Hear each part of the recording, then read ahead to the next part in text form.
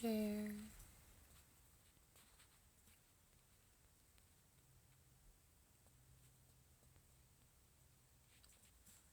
Feel free to share with folks that you think might enjoy a meditation.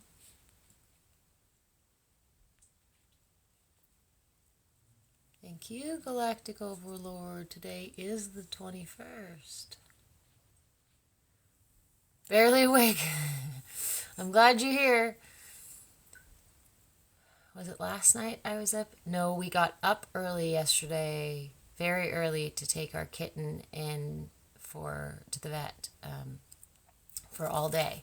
So I'm feeling a little extra tired today too, because I went to bed at our normal time and woke up a good hour and a half earlier than I usually do. But she's happy, she's doing good. So Kitty will be home later today. We got to go pick her up right after Bhakti Bites. Right after Bhakti Bites, we'll go drive an hour to go to the nearest vet. I love living remote, and I don't love living remote. I love living remote.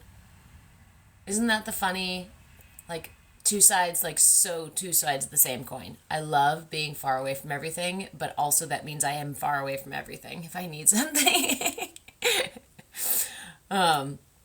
In fact, for those of you guys who have been here for a while, you've heard me talk about this house and the fact that this house belongs to a sweet couple who live out east. And they are, for years, they've been wanting to come back out here. And part of the reason they couldn't was because the house just wasn't in the shape for them to arrive. They are elders. So, living in a house with no windows and no floor and whatever else we found when we got here, right? We've been fixing this house up for a year now. A little more than a year. But I talk to them often about it when they're ready. They're like, we're going to come out in the spring. I say, are you sure? I just want to make sure that you're sure, because I want you to be safe. And the reality is, honestly, when they do move out, I will probably remain for at least a little while. Thank you, Nikki. Remain for at least a little while to make sure that they're settled in, because a lot of people are moving out of the area that I'm in as they age, because it's just not accessible. It's just not available.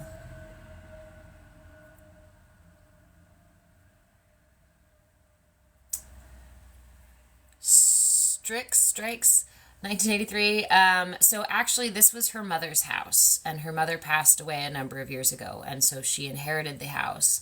And they've been able to come out for a visit, but they've otherwise had caretakers that were supposed to be fixing up the house and preparing it for them to arrive, at least doing the very basics for that, at least maintaining the house so it didn't start to deteriorate. And when we found it, it was in a state of severe deterioration.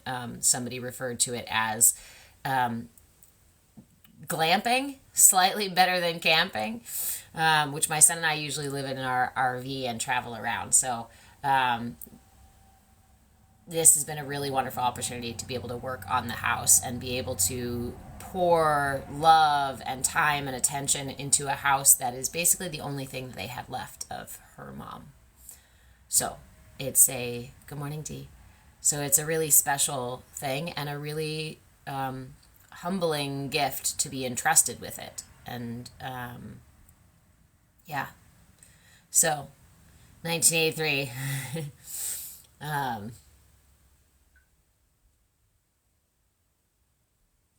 But there are a lot of houses out here and around the country, actually, that people are not currently residing in that need caretakers. So if it's something that you're actually interested in, there are websites that you can go look up house sitter stuff, as well as workaway stuff, as well as just talk to local folks in areas that, if you're wanting to stay local to where you are, talk to people who are already doing it. So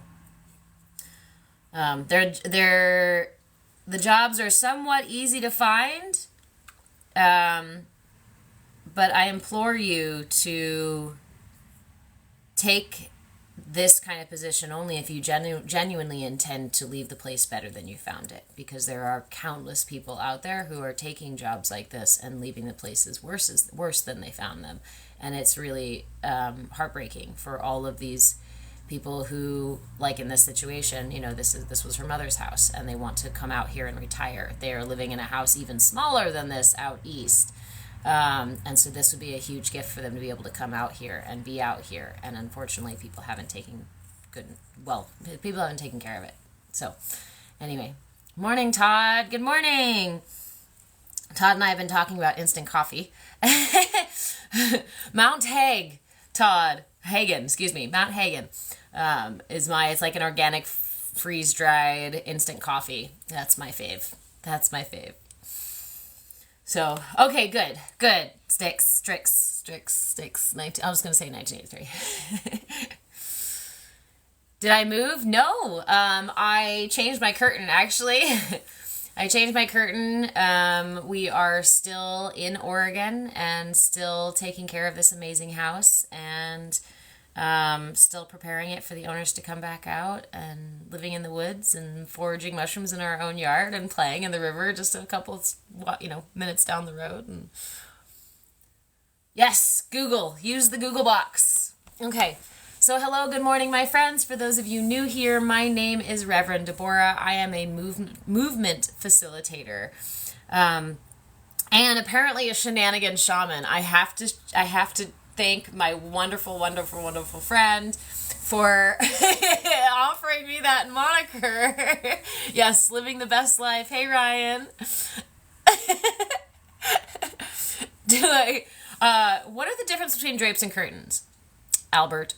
Since you want to throw that one out there, what's the difference between drapes and curtains? Because that's all I got right here. Yes, I did change the color of them. Oh, you're a coffee lover, me too. Well, but I don't really drink it that often. I'm a connoisseur of it, but anywho, so these are our Bhakti Bites classes. Bhakti means devotion, so devotion to what? Devotion to self-care. It's often difficult for some of us to work self-care into our day because we have this misconception that self-care has to be this like very big, extravagant, detailed, whatever thing. And yes, that's beautiful sometimes, right? To take yourself out to the salon or somewhere, the spa, and have like a whole expensive and whatever all day event. Sure, that's nice. But that's not always available to all of us. And barring the availability of that, how do we work mindfulness practices, which are imperative to our ability to manage our inner and outer reality? How do we get those moments? And that's by incorporating them into our daily lives, by giving ourselves 5, 10, 15 minutes at least once a day to give it a try. And then to learn the practices that we can take throughout our day and use those as we're doing other things, right? So mindfulness is not something like separate from your day-to-day life. Mindfulness is something that we seek to incorporate in everything that we do, so it is always available to us. I think of it sometimes like universal love, like God's love, right? It's always available to us. The only time we're not experiencing it is when we're looking away from it or when we're pushing it away. Is when we're deceiving ourselves oftentimes, yeah. So, all right. So, have you been practicing your mudra for this week? Here in our Bhakti Bites classes, we usually practice a mindfulness tool, and we use that tool in meditation, a brief meditation. So if you have the opportunity to meditate, hang out. If you don't, feel free to just hang out and just listen along. You can pick up the mudra anytime you want to. And it's a very simple, we usually do simple meditation, so it doesn't matter if you're a beginner or an expert. These are accessible and offer you just a little respite from whatever else is going on in your day. So thank you guys so much for the follows. Feel free to share and whatnot, all that helps. So our mudra for the week is called the Dharma Chakra Mudra. And it is said to have been the first mudra that the Buddha held when he spoke. It is an essential mudra for balancing the inner and outer realities, the inner and outer experiences. So our meditation today is going to be in that vein of balancing our inner reality with our outer reality. And we're going to use that mudra as a anchor for our practice. Remember, mudras work by redirecting the energy of the body. So get the mudra as close as you can. This is actually a pretty simple mudra, so it's not one that you have to tangle your fingers for. So everybody should be able to get into this. If you have any issue with your hands or dexterity for some reason that prevents you from getting into this mudra, just get as close as you can. Again, it's just about redirecting the energy channels. So, part of the mudra is this. If I can't get to here for some reason or other, and I'm able to do this at least, it's going to get closer to the effect than not doing it at all. So honor where you are in the moment. Find yourself a comfy spot. You can be seated upright, laying down, wherever you are. If you can close your eyes safely, please do so. And we will begin with 3 deep, wait, I apologize. I didn't give you the mudra before I asked you to close your eyes. So let's hold on a second and let me give you this mudra before you close your eyes. I was so excited to get into it. I've been laying here on the floor waiting for 9 o'clock to happen doing this mudra. So, okay. Thanks, Nikki. The Dharma Chakra Mudra is basically 2 Gyan mudras. So with both hands, you will join your pointer and your thumb. Good morning, Corey. Remember that we use no more than the weight of a nickel when we make these connections. So it's just a connection, right? We're not trying to squeeze or pop anything. I don't know. I always feel like I'm trying to. Anyway, so both hands in this Gyan Mudra here. Keep those other three fingers extended, touching gently, no more than the weight of a nickel, your pointer to your thumb. Now with your left hand, bring your left hand, the point where your pointer finger and your thumb connect, bring that to your heart, and then pull it out from your heart about 4 fingers length. So you can measure this here, and this is important today because it's part of our meditation. So with your left hand in the Gyan Mudra, touching your pointer and your thumb, touch it to your heart, and then pull it out about 4 fingers length. Leave it here suspended in front of your heart at 4 fingers length with your palm facing your body. Then with your right hand, same thing, touch your pointer and your thumb together, leave the other 3 fingers extended, and with the point where your fingers touch, bring that to the tip of your middle finger. Okay? So the Gyan Mudra is the mudra for wisdom, right? For receiving wisdom. The Chin Mudra, which is the same direction, just a different palm orientation, is about increasing our awareness. It helps us to increase our awareness. So we're actually combining these using the fire and the air element, redirecting the fire and the air element, and placing that on the tip of the finger that represents the spirit or ether. Make sure you keep that right hand palm facing outward as much as possible. Again, if your wrist can't quite twist all of these directions, that's okay. Just get as close as you can. So you've got your left hand facing towards your heart, your right hand palm facing outward, fingers extended, point where your pointer and thumb touch to the tip of your middle finger.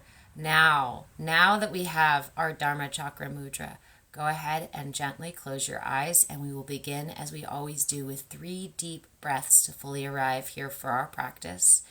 Seal the lips, inhale through the nose, and pull the breath all the way down into the belly. And sigh it out. Inhale again, lifting the heart and elongating the spine. And let it go. Inhale once more, expanding the rib cage in all directions, front, sides, and back. And release. Again, seal the lips. And now, keeping the lips sealed, inhale and exhale only through the nose. As you do, follow the inhale all the way to the top. And then follow the exhale all the way to the bottom. Just take several breaths here, allowing each inhale and exhale to anchor you deeper into the present moment. Gently holding your mudra.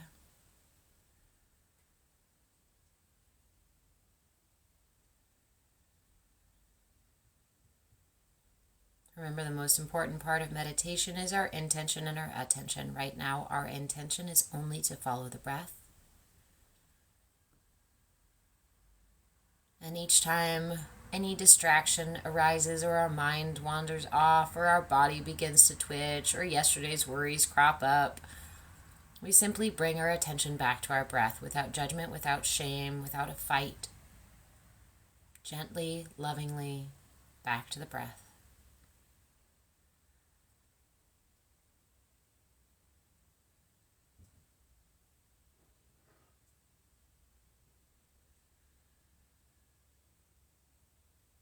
Allow the inhale to fill you with that intention of just following the breath.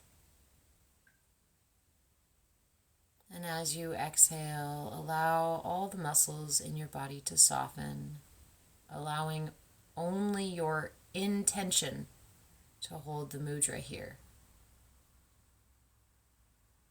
Relax the muscles in your arms and in your shoulders, in your neck, and your back.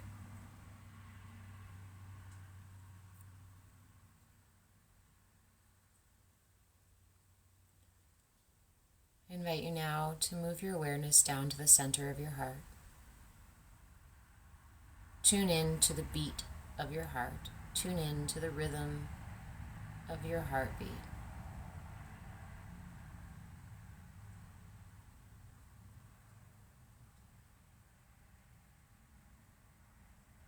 Keep breathing slow and steady as you listen for your heartbeat.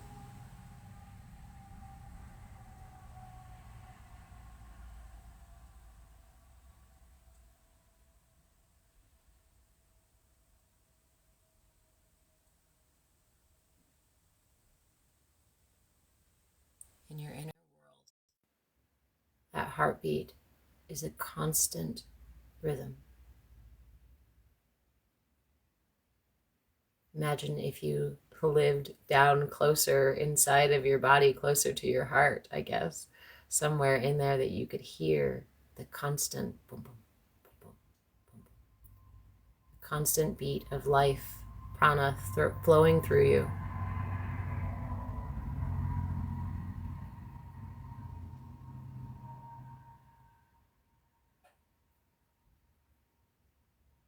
Bringing your awareness into your heart.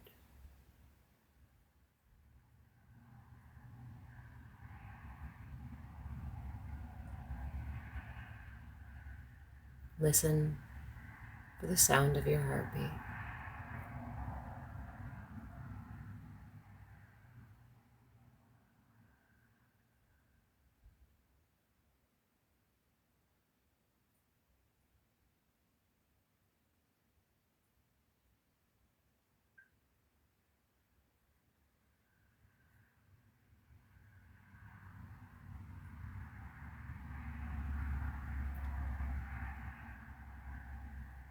Now we're going to shift our awareness from the inside of our body, from inside of our heart, and we're going to move our awareness to the center of the circle created by your left hand, pointer and thumb.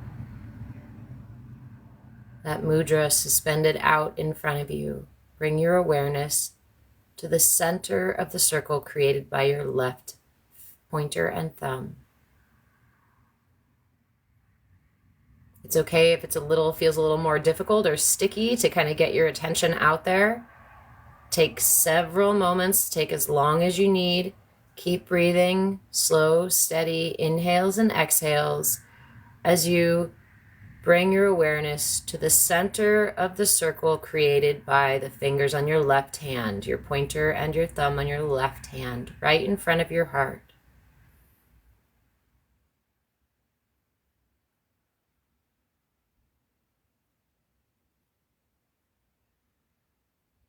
all of your attention, all of your awareness inside the circle created by the pointer and thumb of your left hand.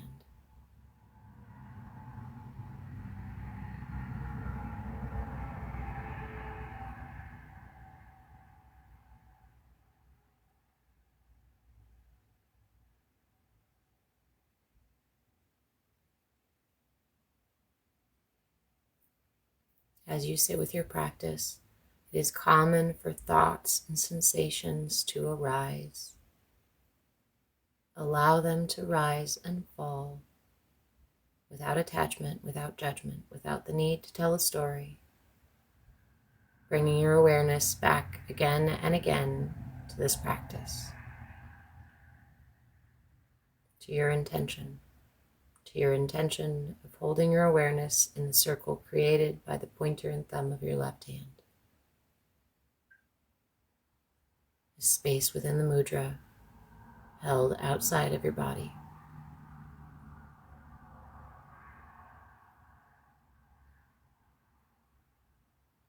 Stay here as long as you need to.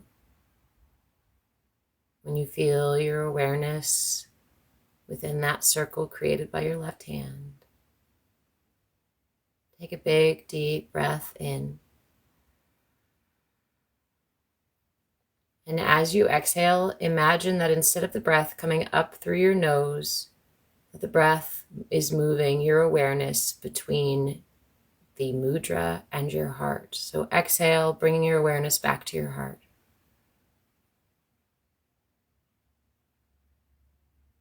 Inhale with your awareness in your heart for a moment. Exhale your awareness in your heart. Inhale your awareness in your heart. Exhale your awareness on the mudra.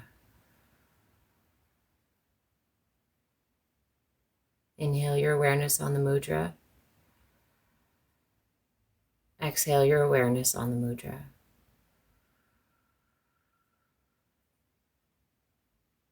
Inhale your awareness on your heart.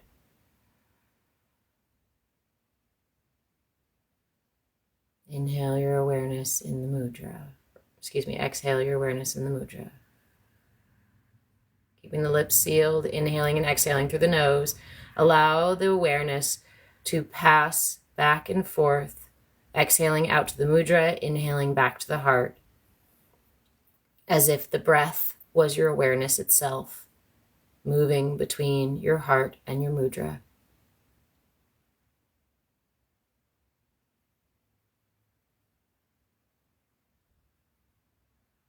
A soothing rhythm to balance our inner and outer reality.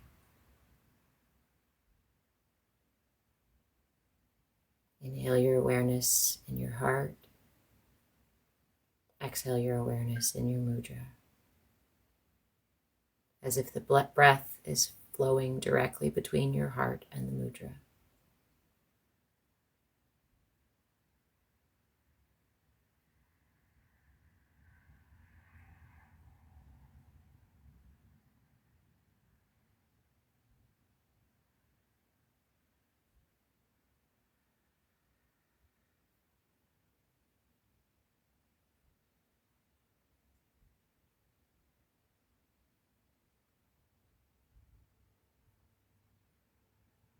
Balancing our inner and outer experience.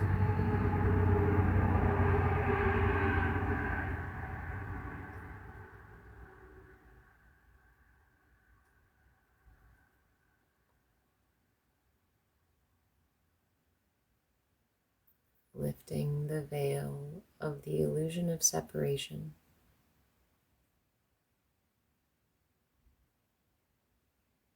as you intentionally move your awareness between your heart and the mudra.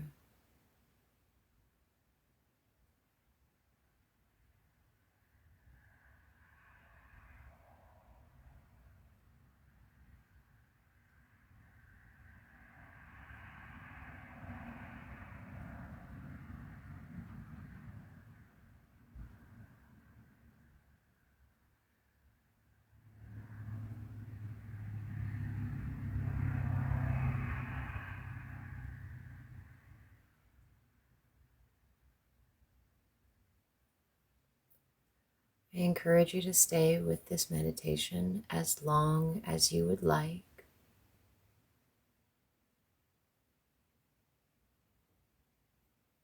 When you feel complete, I invite you to release the mudra, bring your hands to prayer, or simply lay one over the other over your heart in gratitude for today's practice.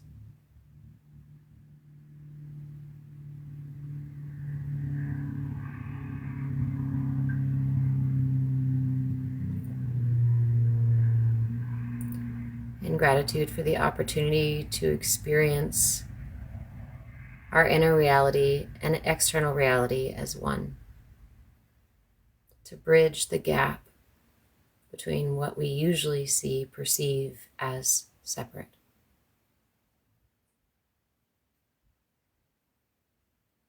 To increase our awareness, gratitude for increasing our awareness of the heart's awareness, which extends out well beyond our bodies. And to offer yourself a little gratitude for taking the time for self-care today. I'm so fucking proud of you. I love you so much. Thank you for joining me. When you are ready to come out of meditation, please do so slowly. Offer yourself some wiggles and some stretches. Only opening your eyes when you're really ready to come back to reality. This version of reality, I guess. Thank you for the follow.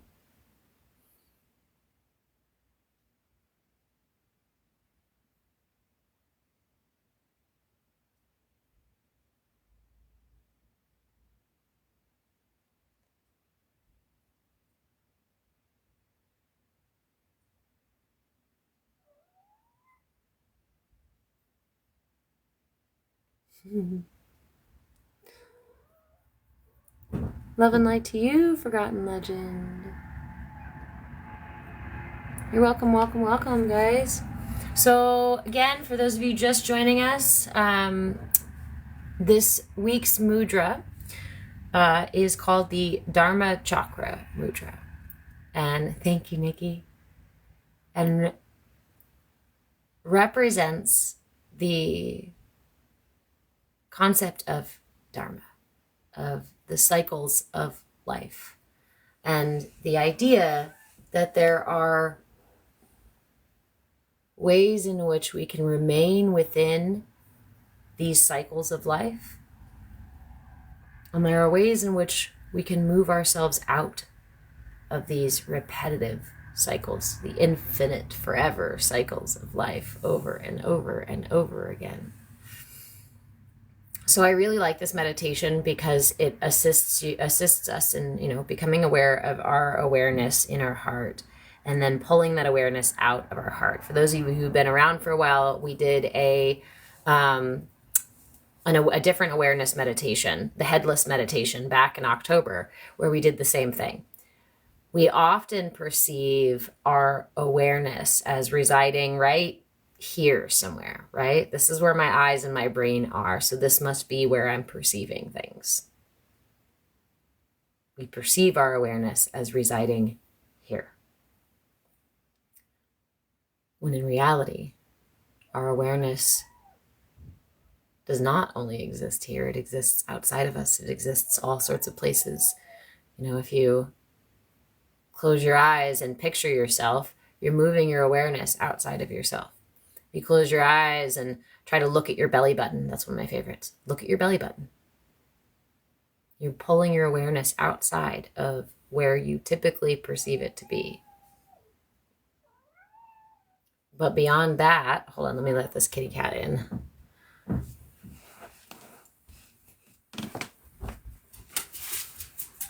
Come on. Get down. Come on. Come on. Come on, get down. Come on.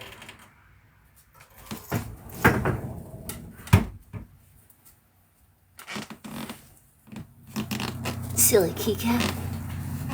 Okay.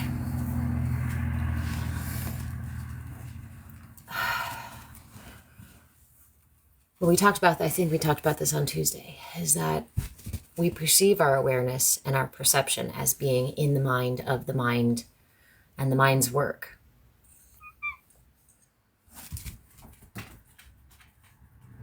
But there is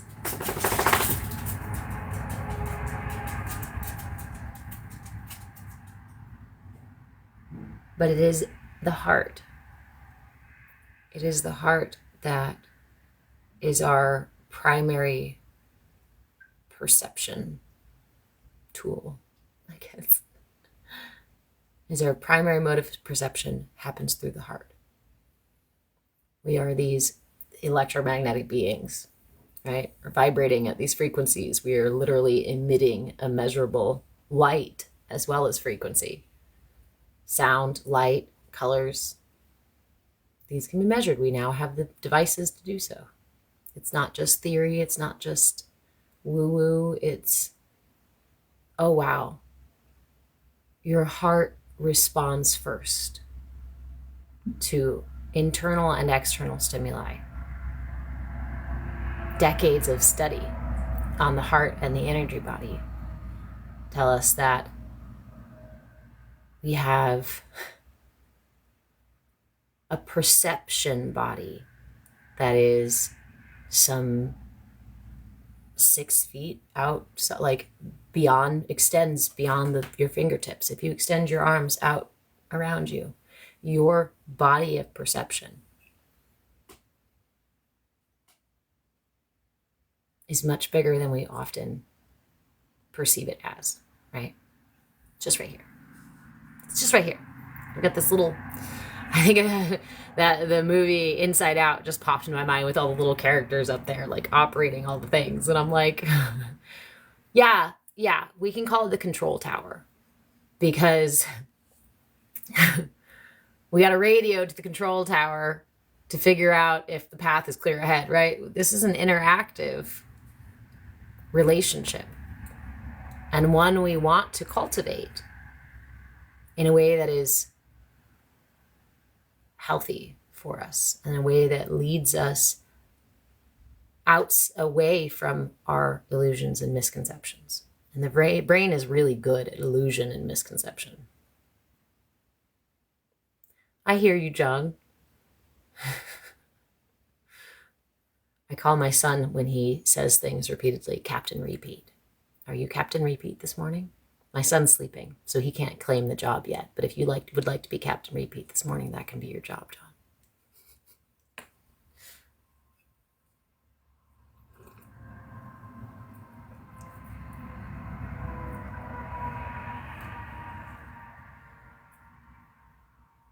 We affect each other and our reality through this perception body as well. We interact with our reality through this perception body, right?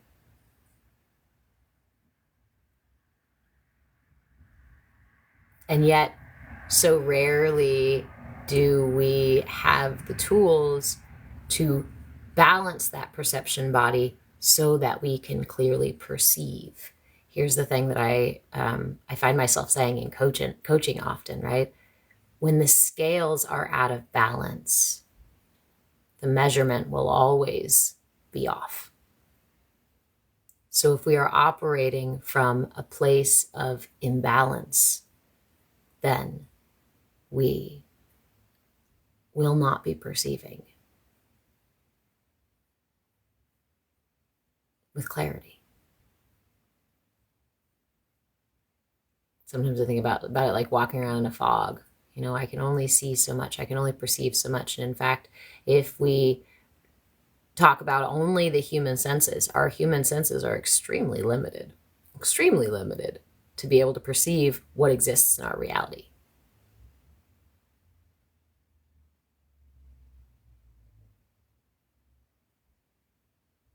But we only see them as limited, because we are often not tapping into the perception of the heart and our interaction with the heart.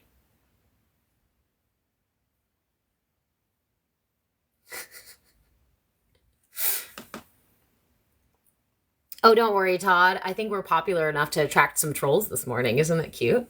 Isn't it sweet? Aren't they adorable? You are Morpheus. Yes. I love trolls. I've said before too, or, you don't have to, yeah. I've said before too, is going on live. Thank you, Galactic Overlord. Going on live is a lot like standing on the street corner and just having a conversation with your friends. Maybe you're hanging out after having some pie at the diner, right? You're standing outside talking about pie and talking about how great the pie was and what kind of pie you like and what you're going to have pie next time. And then you have some stranger who just runs by and yells, mascara would be nice. I love watching, I think it's amusing, I guess, of watching other creators be in these things and they're like, what are you saying? And you guys you pay so much attention to the trolls, and it's just, you wouldn't do that on the street, right? You'd let the person run by screaming something and you'd laugh about it and continue on. But here we have these, good morning, bad advice. Yes, welcome. But we have these text things. Eric, I'm so sorry. Damn it. Eric, text me, message me, because I want to talk to you about this like agency thing, the way I got my thing back. I want to talk to you about that. Right? And mascara cracked me up. But on the street, you chuckle about it and you let them run by. You don't let them disrupt your conversation. And if anything, you have a good laugh about it as they run by or after they run by, right? But when we have all this text stuff, we have this like, oh, now it's written down. And so now somehow it becomes more concrete or more distracting or more, I don't know. The Black Mirror magic really amuses, it tickles the shit out of me. So. Bad advice. You're an agent as well. Yeah, I've got one. And it's been really, really, really helpful for me as a creator on TikTok. So Eric, if you aren't part of an agency, you don't want to give your time and energy to Peter Pan and the Tooth Fairy. Good plan. How about we just be Peter Pan? Not the Tooth Fairy, though. Tooth Fairy, yeah, it's a whole nother rabbit hole.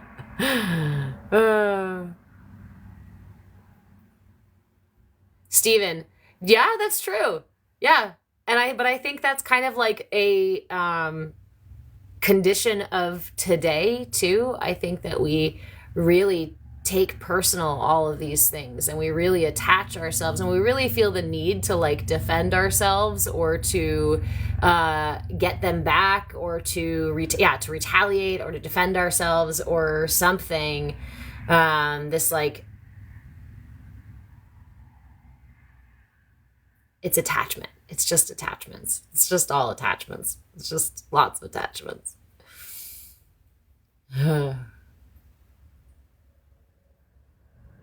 For me, for many years, the practice has been learning to cultivate that sense of non-attachment to outcomes of my actions, to people's responses,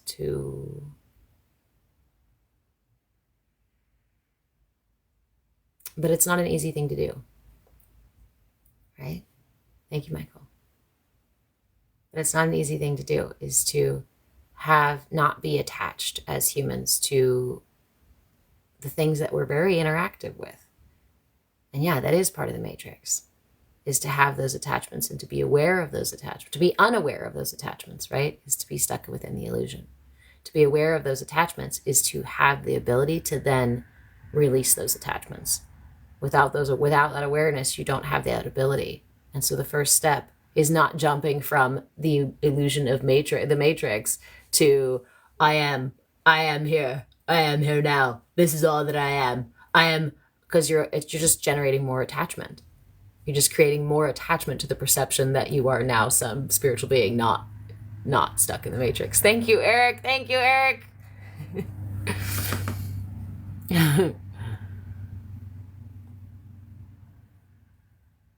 Todd, can't believe how more positive folks in here have gotten banned. I was just thinking that last night. I was watching another creator. I mean, I love her voice. It's really fun what she does. She does the like ringtone sound things, right? And she's singing people's names and stuff. And I'm like, it's so cute and fun.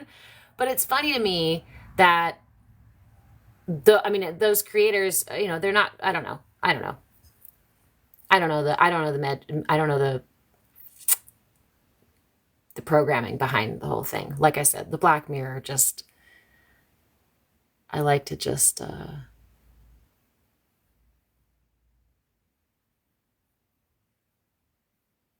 oh, bad advice. You're not intruding at all. But yeah, just the unattachment.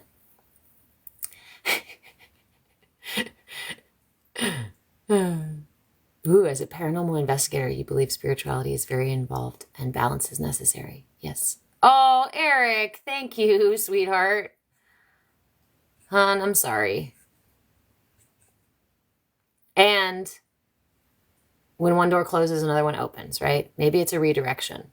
That's what happened to me back in October when I got banned. It was actually, part of it was something that led me towards a redirection that I really, as you guys know, that I really, really am enjoying and really love. And so I hope the same for you, Eric, that something else, this makes space for something else, something more fulfilling and more supportive in your life. I know that it's there waiting for you.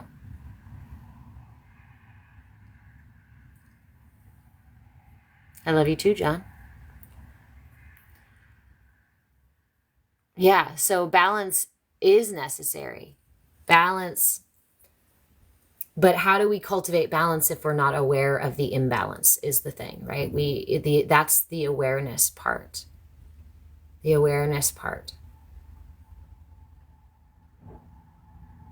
If I don't know why I'm sick, I can't heal myself. I can treat the symptoms of that dis-ease. But until I can find the root and heal the root, repair the root, then my tree's going to keep growing all crooked and sideways, and the rough fruit's going to keep rotting, and all the analogies for it, right? So how do we find balance? How do we cultivate balance? For me, it has been mindfulness practices. For those of you who know me, I have been 30 years on this particular path plus. And I've tried so many things. I've explored so many different facets of healing and awareness and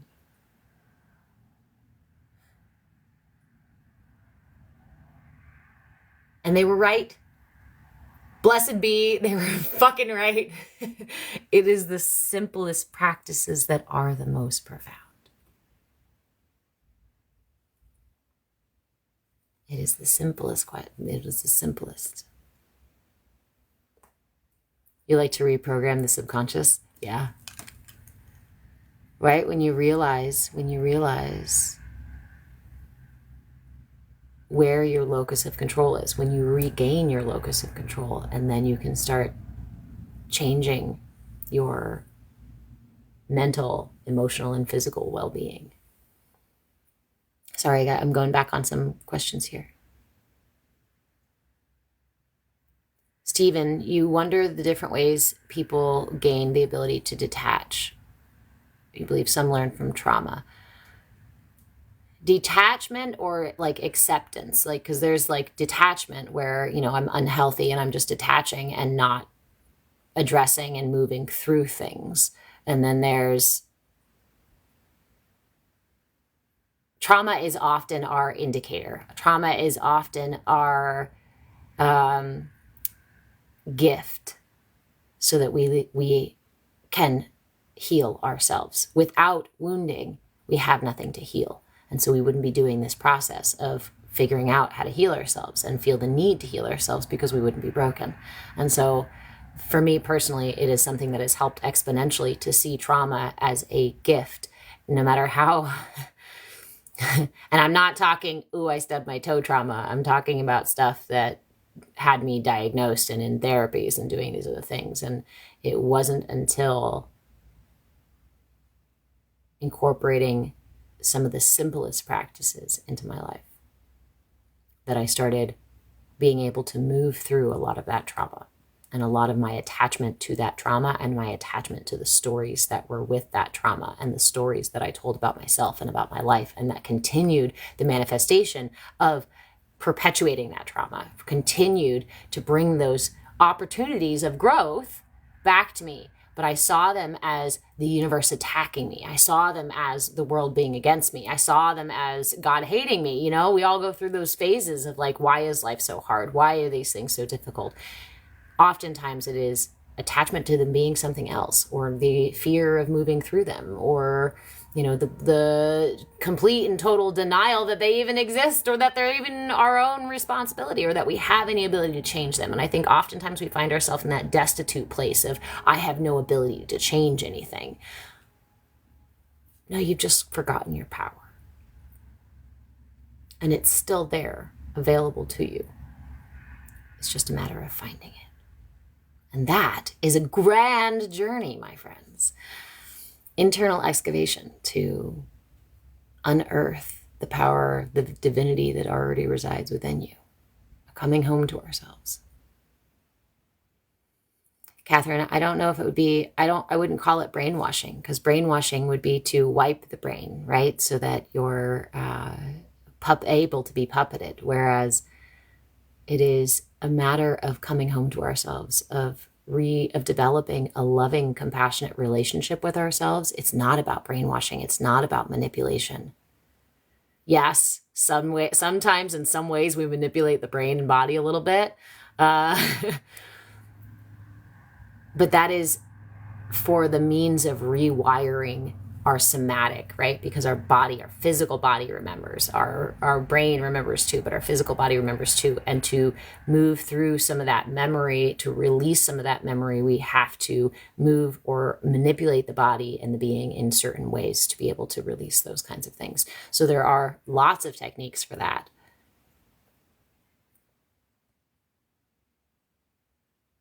Ashton, you're deconstructing Christianity.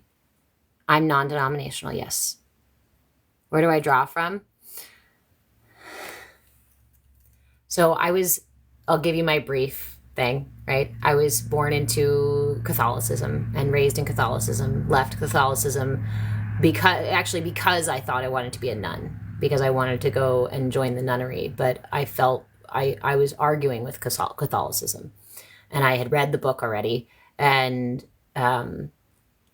was seeing great discrepancies between the people who spoke about those teachings and the way that they behaved and the way that they then behaved with those teachings, or emulated those teachings or not. And it set me on a path of exploration. I would say a lot of what I understand about the universe and about spirituality does have its roots in Buddhism and Hinduism. I'm non-denominational because I think I see them all, I perceive them all as facets of one larger truth.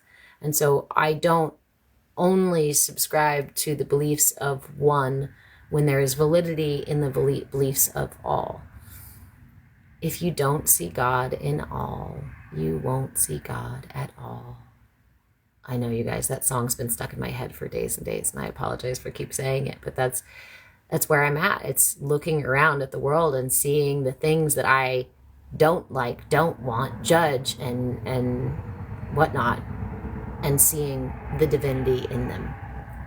At the same time as affording myself the same gift of seeing the divinity in myself when I make mistakes, when I fall short, when I would rather judge myself, instead being able to look at myself with that kind of divine love and compassion and see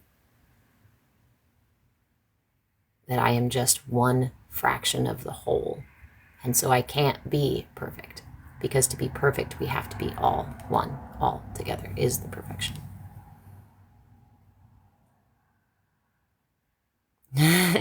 Human named Amber, huh?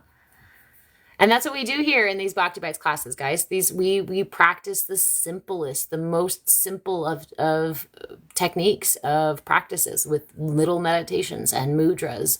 Earlier this year, we did mantras for a while.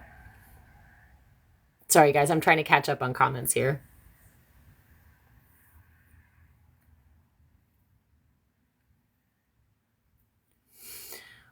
Wesley, you have a block, and you remember when it happened.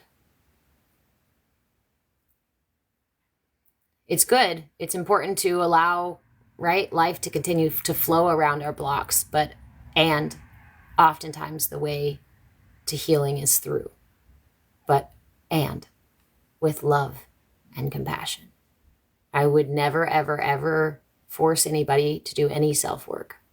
If you are not ready to do it, you guys know I talk about the emotional balloons, right? If there is an emotion that you are experiencing, a block that you are experiencing, but you would like to put that block down, simple practices, guys, ready? You would like to put that block down temporarily, whether it be for spiritual practice, whether it be for just relieving your heart of the feeling of grief, or your head, the feeling of anger, or whatever it is, right? Or your belly, the feeling of anxiety. Whatever feeling that you would like, whatever block, whatever energy that you would like to put aside for a moment, I like to use my imaginary balloons. Yes, I go as far as to reach inside my imaginary pocket, because I don't even have a pocket this morning, and pull out a balloon. You're welcome to do it with me. Go ahead and reach into your pocket, pull out a balloon. I promise you there's a balloon in your pocket. Go ahead and pull it out. There it is. It's a deflated little floppy little balloon, okay? Take your fingertips on the end of this balloon. Hold that mouthpiece on the end of that balloon, right? When you blow on it, you don't want to lose your balloon. So hold on to the end of the mouthpiece. Take a big, deep breath in. Fill your lungs with that emotion, or that block, or that trauma, or whatever it is. Fill your lungs with that. And as you exhale, blow it into your balloon.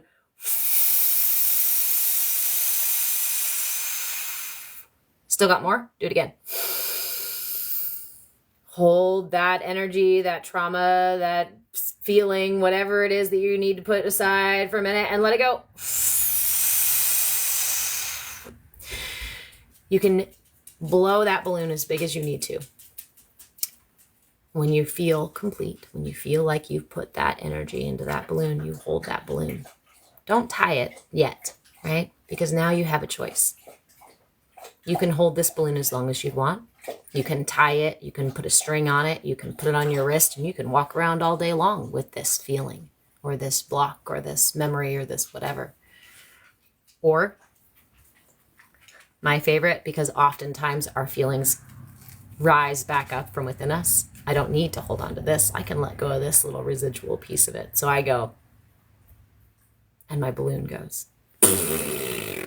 around the room. Simplest practices, especially practices that incorporate play, are often ones that allow us to release stuck, stagnant, blocked energy with very little effort.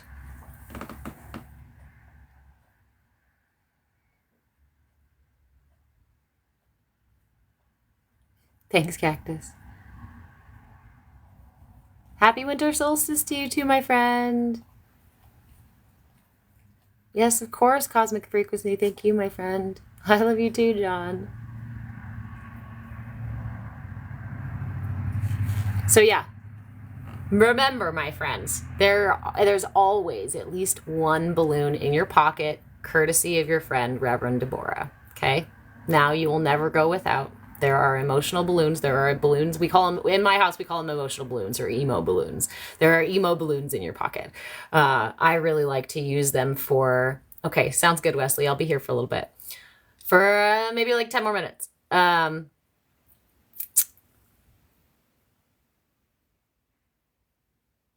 It's the simplest practices that can have the most profound effect on us.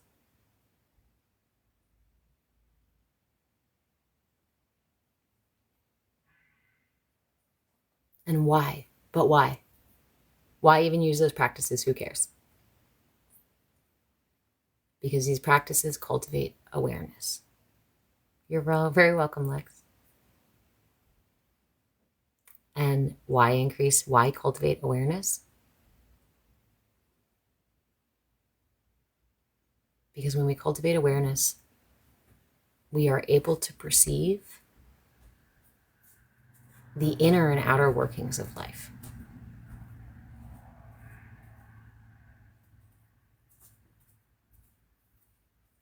And when we are able to perceive the inner and outer workings of life, we are able to more fluidly dance with them. I just imagined, I love to dance. I used to go partner dancing. I used to go blues dancing in San Francisco many years ago. And the analogy just cropped up in my mind of, what would happen if I walked onto that dance floor and didn't move with the people I was dancing with or the person I was dancing with. It would cause chaos. I would fall and hurt myself. I'd potentially hurt them. Like this way that when we so unconsciously fumble across the dance floor of life, hitting our head on things and knocking our knees and being like, life sucks. This is hard. Well, yeah. When you're barely even hearing the music that's playing, when you're not aware of the partners that are involved in the dances that you're playing, like the same thing as to go on stage as you've got lines and you're supposed to play a character, but you don't remember your lines. You have no fucking idea what the play is about. You're like, yeah, it would create suffering. Yeah, it would create struggle. Yeah, it would create chaos, wouldn't it?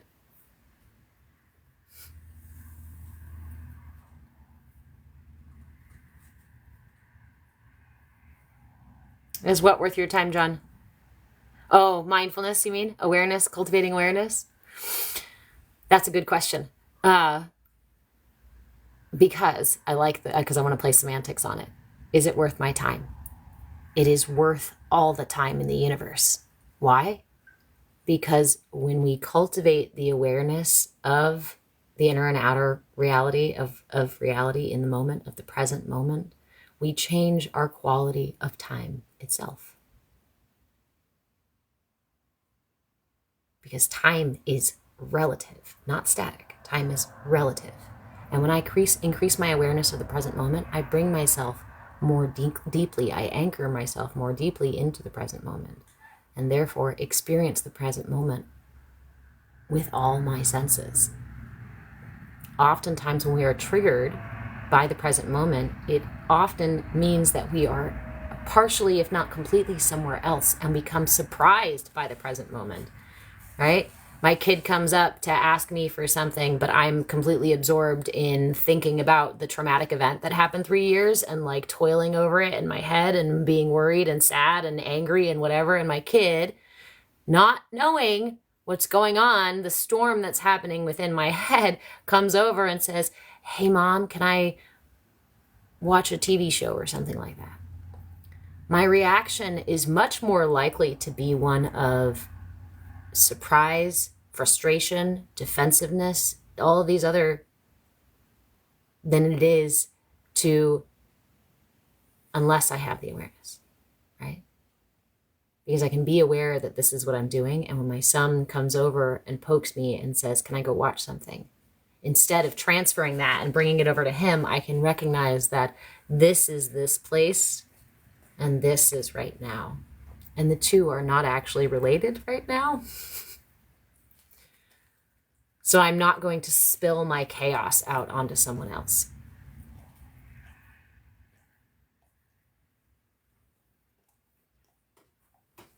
We change our ability to see what's coming in the first place, to then change our response time, our ability to respond.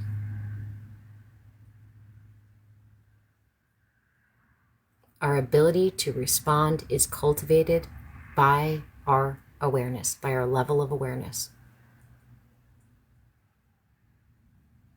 And when you have the awareness to cultivate your response ability, you become the captain of your ship. You put yourself squarely in the driver's seat. When you do not have the awareness to perceive what's occurring, and your mind and your internal and external stimuli are just ping-ponging you around life, you are not in the driver's seat.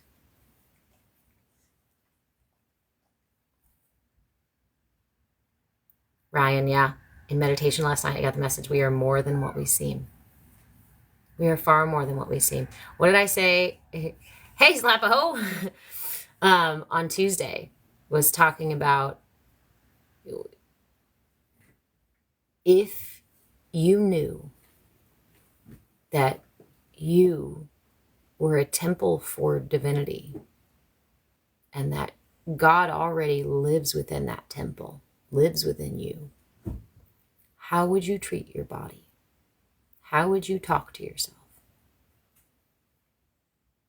It's the question I often ask myself. Is that how you would talk to God? Because God is listening, because God is you, because divinity is you, right? All of us together are the collective of all of creation is. It is the illusion that we are separate that somehow gives us the gumption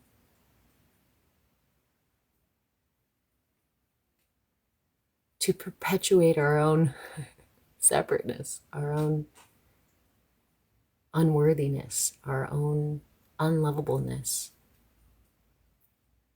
because we think we are separate. It is probably the greatest travesty to be sold to humankind, is that we are isolated. It is an illusion, but it's an illusion.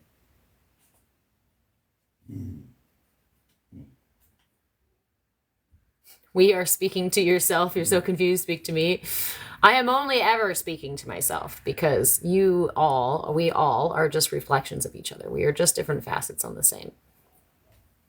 And what you hear me say is going to go through all of your filters based on all of your the cumulative experiences and stimuli, internal and external stimuli, cumulative to this very moment, is going to color the way that you hear my words. And then not only the way that you hear my words, but then the way that you perceive and take in my words and the validity of them. And the truth is whether whether or not you like or appreciate the words that I speak, or whether or not they resonate with you, is not for me to decide. It is for you to decide. Because you are your own guru. You are the one who leads you from darkness to light. Because we are stuck in the illusion of subjectivity.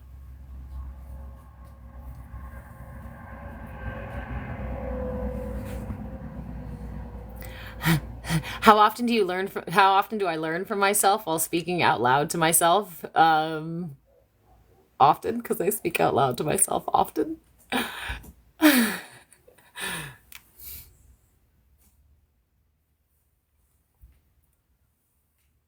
Yeah.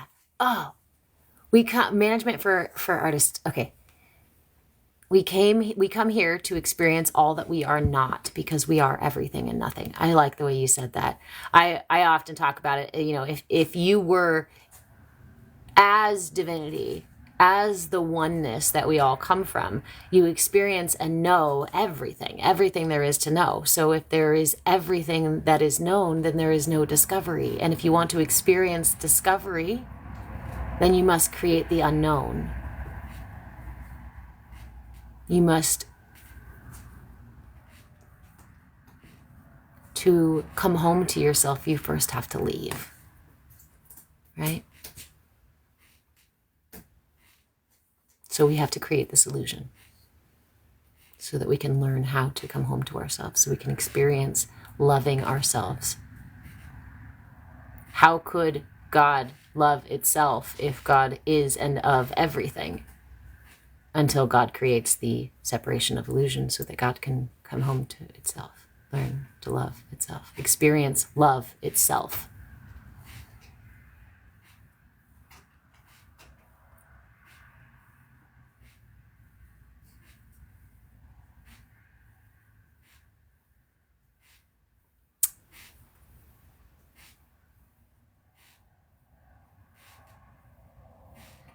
So it's a proverbial loop. Yeah. But isn't everything in this reality is this proverbial loop? But the reason we talk about Dharma is that Dharma says that there is a way to move out of that proverbial loop and come home to ourselves eternally. And I don't know what that looks like. I'm having deja vu right now. That's really fun.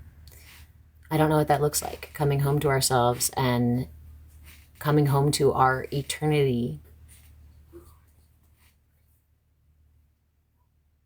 Would we continue these cycles of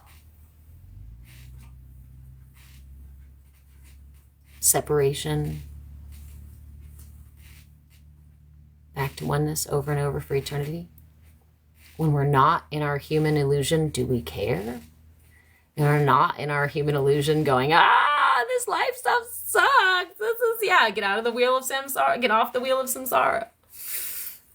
So again, our mudra for the week, my friends, is the Dharma Chakra mudra. And the reason I was doing it this week is because of solstice. So it is believed that on the darkest night of the year, right? This is the darkest night of the year, the longest night of the year, that the spirits go to sleep. And for 3 days, the earth stands still. It's an opportunity for us to reflect on the year past, on the closing of one cycle and the beginning of another, of the balance between our past self, our present self, and our future self, representing the ebb and flow of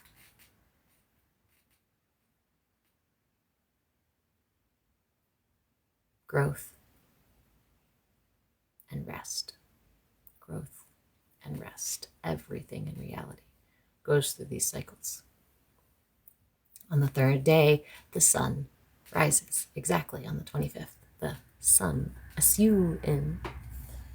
So, the Dharma Chakra Mudra is done like so.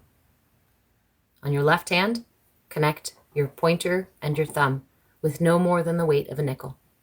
Keep your other 3 fingers extended and turn your palm in towards your heart. You can touch your heart if you'd like to. You can hold it out a little bit from your heart. Any such position is fine. With your right hand, connect your pointer finger and your thumb and place it to the tip of your middle finger, of your middle finger. So the Dharma Chakra Mudra looks like so. Ideally, you want to have the palm of your right hand facing out, representing the outer world, and the palm of your left hand facing in, representing the inner world. Mudras work by redirecting the energy in the body. This one assists us in balancing our inner and outer world. Not just our inner and outer world, but all greater cycles of life, of creation, of existence. So I invite you, my friends, to take this mudra with you. Practice it throughout these next couple of days.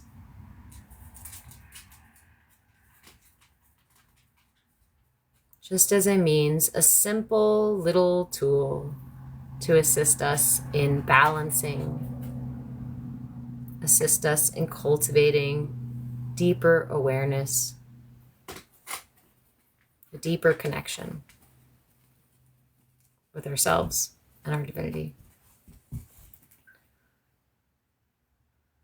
with any of our dualistic pieces. I love you, my friends. I'm gonna go make myself some breakfast. My kid's over here in the rocking chair. So, I'm gonna go pick up my kitty cat. That's right, I gotta go run and pick up my kitty cat. Hey, thank you for the gift, my friend. It is the darkest night of the year, so bring in the light. Whatever practices you have, bring in the light. To bring in the light, I always like to light a candle in the window. We use those kinds of practices. We spend a lot of time reflecting on the last year, talking about who we've been, where we'd like to go. My son and I will often make a collage during this time of year, take newspaper clippings and whatnot, and make something that is kind of I don't like all the terms for it, but a vision of our future, a vision of our next year. Thanks, Nikki. So let's see, today is Thursday, which means that there's coaching by donation this afternoon from 2 to 4 Pacific time, 2 to 4 p.m. Pacific time. That's coaching by donation. If you'd like to access coaching by donation, you've got to go over to movewithchange.com. For those of you new here, hello, I'm Reverend Deborah. I am a movement facilitator and the owner of movewithchange.com. This afternoon, I am doing coaching by donation. It's pay what you want. I think I had to put a minimum, so it's $1. Beyond that, pay what you want. If I could have done less, I would have.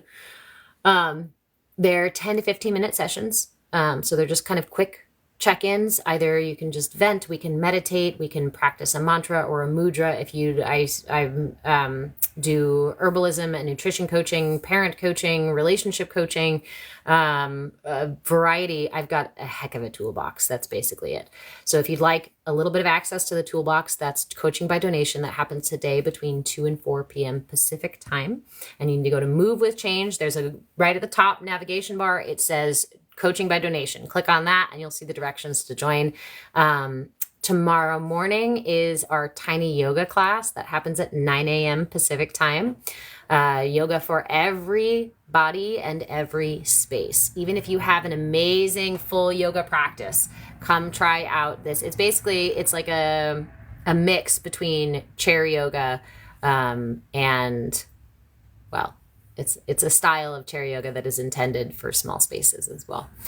Small mobility, small spaces. I gotta share everybody all the cool shit happening, Todd. And then that's tomorrow morning is 9 a.m. tiny yoga. Then tomorrow evening, I need to tell you guys too, tomorrow evening is the subscriber only live for astrology. So you've got to be a subscriber to join that live. You can subscribe now. You can subscribe when I'm off live on my profile. Usually I do that from 5 to 7. I actually need to shift that tonight. So I will put out a announcement about it. I need to shift it tonight so I can bring my kid to a birthday party. But we will be doing astrology probably more like 6:30, maybe even as late as 7 o'clock p.m. Pacific time. So just keep an eye out for that. I will send notifications and whatnot to let you guys know. That said, if you subscribe here on TikTok, you get a free month over to Move with Change. Move with Change, we have a monthly membership over there that affords you weekly group coaching, discounts on private coaching, private meditation, yoga, and energy work sessions as well. And I will, come the new year, we will have some classes over there that are exclusive to Move with Change, including my chakra workshop happening in March. So look out for those things. If you'd like to be involved in those things, if you'd like access to those classes, you've got to join over at Move with Change. If you want a month free, you can join here on TikTok. As a subscriber on TikTok, you get subscriber only lives. Right now there's a Friday night one. And then I'm going to be coming the new year. We're going to be doing another like Monday-ish one. Astrology forecasts kind of stuff for the week.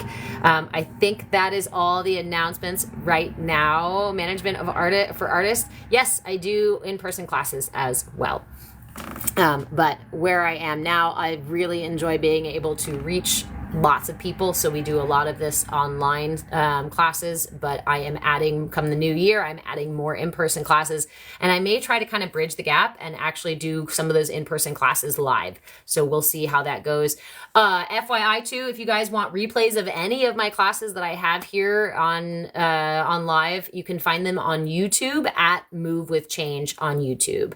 You're in Laguna Beach, I'm in Oregon, my friend. So we're a little bit far apart from each other.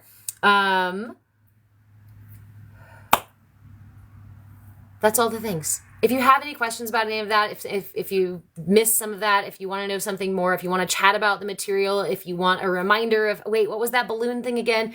Feel free to send me a message. You can either send me a message here on TikTok. You can go send me a message through YouTube, through Move with Change.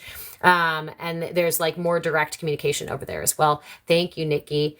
Move with Change, Eve.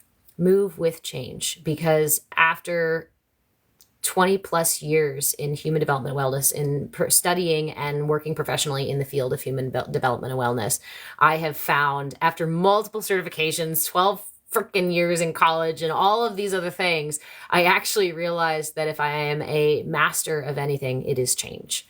Because one of the things, what is life after? Our single constant is change, right? The one single constant, everybody jokes and says it's death and taxes. Yeah, but change, because those are change too.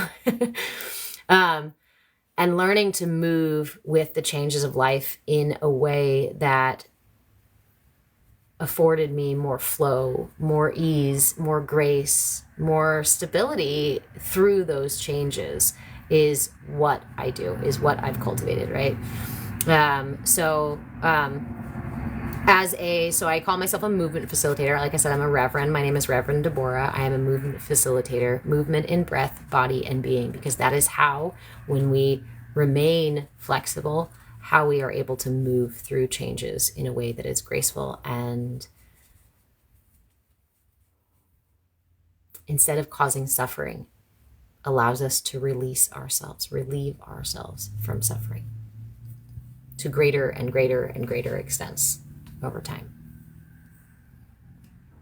You're very welcome. And also, I have a lot of that information. If you're curious about that stuff, go to my profile and you can see the schedule of classes. You can also see a little announcement video there too, kind of give you an idea of what we do here, what I do, what the channel is about, what Move with Change is about. If you have any questions, always just send me a message.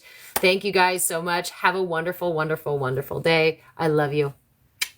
And hopefully I'll see you in coaching by donation this afternoon. All right. Thank you, Galactic Overlord.